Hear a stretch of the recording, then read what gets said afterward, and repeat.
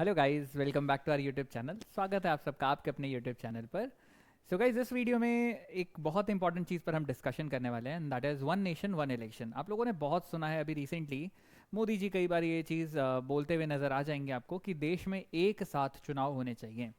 But basically इसका मतलब क्या है? एक साथ चुनाव हम क्या कह रहे हैं? क्या पर्पस है इस एक साथ चुनाव का? क्या बेनिफिट्स हैं? प्रोज क्या है इसके?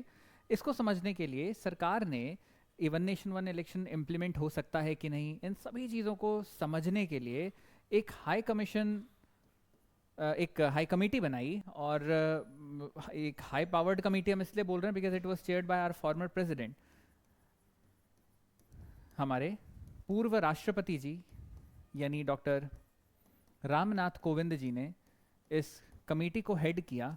इस कमेटी ने अपनी रिपोर्ट सबमिट की कि क्या देश में एक साथ एक बार में सारे लोकसभा चुनाव, पूरे लोकसभा चुनाव जनरल इलेक्शन तो एक साथ ही होता है, उसी के साथ पैरेलली क्या हम स्टेट लेजिस्लेटिव असेंबली यानी विधानसभा के चुनाव भी कर सकते हैं क्या? इस चीज़ को समझने के लिए पूरी कमेटी बनाई गई और रिसेंटली ये रिपोर्ट भी सबमिट कर दी गई है बाय डॉक्टर रामनाथ कोविंद। अगर वन नेशन वन इलेक्शन की हम बात करें तो क्या दुनिया में कहीं और भी वन नेशन वन इलेक्शन होता है? तो इसका आंसर है बिल्कुल होता है। जैसे अगर हम साउथ अफ्रीका की बात करें या स्वीडन की बात करें, इन दोनों जगहों पर और भी कई कंट्रीज ऐसी हैं जहाँ पर एक साथ ही लेजिस्लेटिव इलेक्शंस भी होते हैं, हर राज्य के चुनाव भी होते हैं और साइमल्टेनियसली ही लोकसभा के चुनाव भी होते हैं।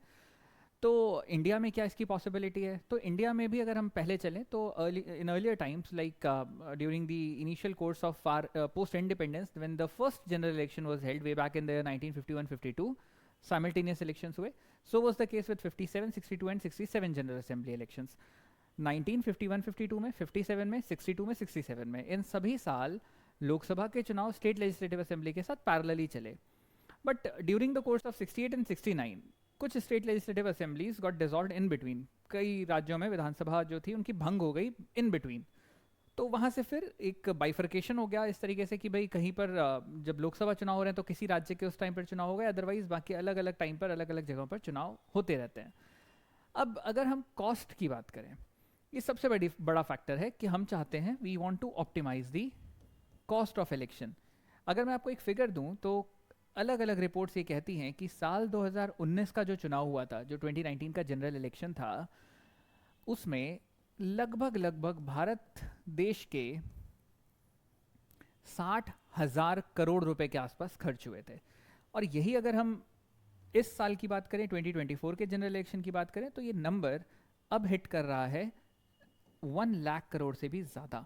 अब सोचिए, 1 लाख करोड़ रुपए से ज़्यादा हमारे जनरल इलेक्शन में खर्च हुआ है। अगर हम यहीं पर साइमल्टेनियस इलेक्शन कर दें तो ये कॉस्ट फैक्टर जो है रिड्यूस हो जाएगा टू हाफ। एग्जैक्टली 50% पे ये कॉस्ट फैक्टर चला जाएगा। मोर ओवर, हम कॉस्ट बचा रहे हैं, हम रिसोर्सेज बचा रहे हैं। इक्वली इंपॉर्टेंट एज रिसोर्स, क्योंकि भाई जब आप इलेक्शन कंडक्ट कराते हो तो अलग अलग जगहों पर बहुत सारी गवर्नमेंट एजेंसीज भी लगती हैं इलेक्शन को कंडक्ट कराने में। आपके पास policing, law and order important है। हमारे पास जितने एम्प्लॉयज़ जो इलेक्शन कमीशन के अंडर में काम करेंगे during that course of whole elections, उनका टाइम, बहुत बड़े स्केल पर आपको विजिलेंस चाहिए होती है। तो सारी चीज़ों की अगर हम बात करते हैं तो it does cost a bomb. सरकार को इसमें या पूरे देश को इसमें बहुत खर्च करना पड़ता है। तो अल्टीमेटली अगर हमारे पास वन नेशन वन इलेक्शन होगा तो शायद ये कॉस्ट जो है वो रिड्यूस हो जाए हाफ। मोर ओवर, अलग अलग समय पर जब जनरल इलेक्शंस होते हैं तो हर जगह पर मॉडल कोड ऑफ कंडक्ट आता है। आपने इस टर्म के बारे में भी सुना होगा। मॉडल कोड ऑफ कंडक्ट का मतलब, जब चुनाव अनाउंस हुए उसके बाद इलेक्शन के डेट्स अनाउंस करते हैं इलेक्शन कमीशन, उसके बाद फिर वहाँ पर कोई भी डेवलपमेंट का काम जो है, नए प्रोजेक्ट्स जो है वो स्टार्ट नहीं किए जा सकते, because it is called as कि इन्फ्लुएंस करने का एक तरीका है बाय द गवर्नमेंट। जो प्रेजेंट गवर्नमेंट अगर वो काम कर रही है तो सरकार वो आगे इलेक्शन को इन्फ्लुएंस कर सकती है। तो मॉडल कोड ऑफ कंडक्ट आ जाने की वजह से कई स्टेट्स में डेवलपमेंट या कई जगहों पर डेवलपमेंट जो है वो कम्प्लीटली रुक जाता है। अलग अलग टाइम पर इलेक्शंस होंगे तो पॉलिटिकल करप्शंस होने के भी चांसेस बहुत ज़्यादा हैं। कोई कहीं एमएलए बिक रहे हैं, कहीं एमपी बिक रहे हैं, तो इस तरीके से पॉलिटिकल करप्शन जो है वो भी एक बड़ा फैक्टर रहता है। Moreover, as an individual, as a citizen, हमारे साथ भी बहुत बड़ी प्रॉब्लम ये होती है कि हमको कन्वीनियंस नहीं मिलेगी अगर हम बार बार थोड़े थोड़े समय के बाद इलेक्शन देखते रहेंगे। तो ये की सारी चीज़ें कहीं ना कहीं एक फैक्टर है ना। Along with that, law enforcement agencies के लिए यानी पुलिस के लिए भी CRPF या जितने बैकएंड पे हमारी पैरामिलिट्री रहती है, उन सब के लिए भी बहुत बड़ा चैलेंज होता है इलेक्शन को स्मूथली कंडक्ट कराना। और इन सबसे ऊपर इलेक्शन कमीशन के लिए बार बार इलेक्शन की डेट को फिक्स करना, अलग अलग जगहों पर अलग अलग फेजेस में इलेक्शन डिसाइड करना, does incur lot of labour.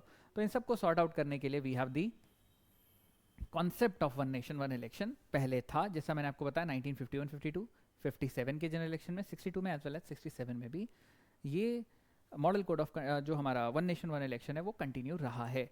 1983 में इलेक्शन कमीशन ने फिर कहा कि भाई दोबारा से हमको इस मॉड्यूल पे वापस जाना चाहिए। राइट नाउ सरकार भी इसको लेकर प्रतिबद्ध है, they are also quite conscious about this call. And high powered committee को चेयर कौन कर रहे हैं? None other than our former president doctor Ramnath Kovind. इतने फैक्टर्स तो आपके लिए इंपॉर्टेंट हैं ही हैं जानने के लिए। Apart from that, election commission of India, उनके बारे में ये भी बहुत इंपॉर्टेंट है हमारे लिए जानना। तो बाकी सारे फैक्ट्स के लिए फिर हम चलेंगे एक नई वीडियो की तरफ। Till then, take great care of your health, bye bye and thank you so much.